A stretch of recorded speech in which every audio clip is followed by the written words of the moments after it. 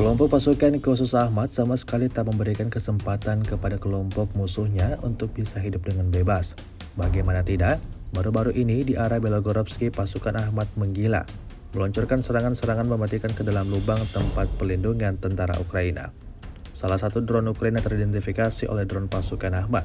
Tentara itu tampak berlari, berusaha mengelabui serangan kubu Rusia.